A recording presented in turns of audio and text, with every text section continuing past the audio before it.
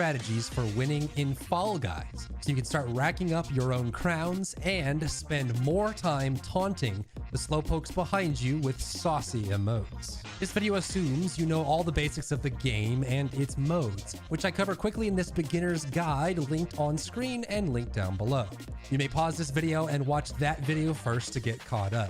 Tip number 1, jumping on downward slopes gives you a boost in momentum. Be careful not to hit anyone while doing this or you actually will lose ground.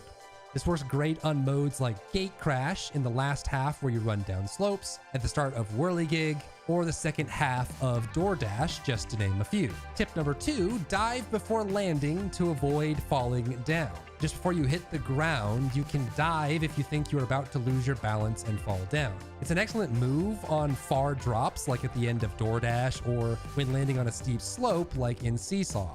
I would consider this a core technique to the game, so its applications are probably limitless. Tip number 3, a careful jump is a winning jump. You are in a vulnerable state when you jump. If at any time during your jump you collide with anyone, it will cause you to fall down. A common mistake I see players making is they start a jump when they are currently standing against someone, causing them to fall immediately when they start the jump. This happens a lot on modes like DoorDash, where you are crowded together and asked to jump as a group. So take care to jump when you have some breathing room around you, and it will save you some time from falling down. Tip number 4, Whirligig boosters. When playing Whirligig, you can use the rotating bars to launch yourself forward. This is true on almost every area of the map, including the endpoint. It does take some practice to get the right angles, but when done correctly, it is a nice boost.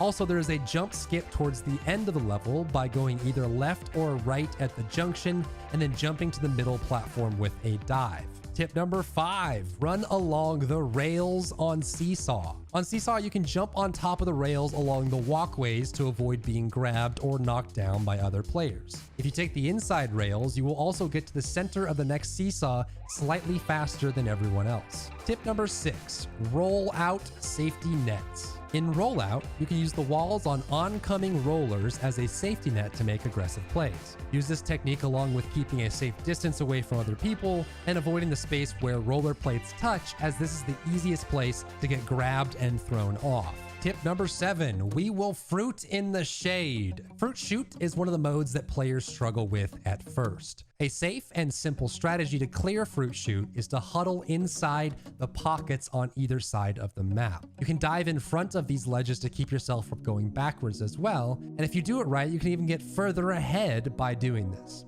It also helps you to avoid oncoming fruits by tucking inside these pockets. Tip number 8, skill up in ball control. In both Hoarders and Fall Ball, I see a lot of players that like to throw themselves into the moving ball as soon as they reach it. But to do this effectively all the time takes practice in knowing how to manipulate the ball to do what you want. It can be effective to let the ball tell you when to hit it. And by this, I mean engage with the ball when it is on a free course without interception from other players. It takes time to recover after hitting the ball, so you can let your opponent hit it and then chase it to a better collision spot. Patience goes a long way here. In Hoarders specifically, you can use this strategy to run zone defense. Sit on top of the entry ramps and hit uncontested balls. You're aiming for one of two things when you do this. 1, make the last place team worse by either blocking balls from entering their zone or preventing them from getting new ones. Or 2, make your team better by either keeping balls inside your zone or adding new ones to it. Preferably always try to steal from the third place team. Remember, 2 out of the 3 teams qualifies, so you can aim to win or you can aim to make a team lose, but in both scenarios, your team will end up qualifying. Tip number 9, light-footed. In the beginner's guide, I recommend not waiting at the start of Tiptoe and jumping out to find the correct path quickly, but metas shift as they are solidified. So if the lobby you are in is using this strategy, you can just use the opposite. Let the other players jump out and find all the wrong paths and wait for the correct path to be found and unlock to the second or third row. Then once you see it, simply jump forward towards the front of the line. Bim, bam, boom. Tip number 10, hard reset. In Fall Ball, you will currently spawn in the middle of the map if you fall into either of the goals. Use this after a score to teleport to the center and contest the newest Fall Ball to fall into the arena. So you can score and then jump straight back to the middle of the arena by doing this. Tip number 11, head above water.